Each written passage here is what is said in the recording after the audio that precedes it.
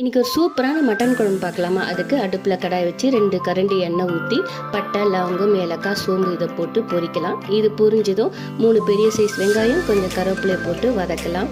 இது நல்லா வதங்கி பொன்னிறமான பிறகு 3 ஸ்பூன் இஞ்சி பூண்டு பேஸ்ட்டு கொஞ்சம் பெரிய ஸ்பூனில் அதையும் போட்டு பச்சை வாசனை போகும் வர வதக்கிட்டு 3 ஸ்பூன் மிளகாத்தூள், 1 ஸ்பூன் காஷ்மீரி மிளகாத்தூள், 1 ஸ்பூன் கரம் மசாலா இதையும் போட்டு நல்லா வதக்கலாம்.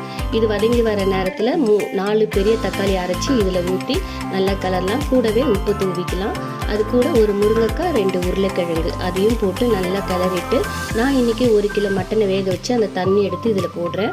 அதையும் நல்லா கிளறி முருங்கைக்காய் அரை வேக்காடு ஆகிற வரைக்கும் மூடி வைக்கலாம். ஒரு 5 நிமிஷம் கழிச்சு எடுத்து நல்லா கிளறி விட்டுட்டு நம்ம வேக வச்சு வச்சுருக்க மட்டனை தூக்கி அதில் போடலாம். போட்டு நல்லா கிளறி தேவையான அளவு தண்ணி ஊற்றி இது ஒரு 5லேருந்து 10 நிமிஷம் நல்லா கொதிக்க விடலாம். கொதிக்க வச்சு எடுத்து கொத்தமல்லி தூவினா சுவையான மட்டன் குழம்பு ரெடி.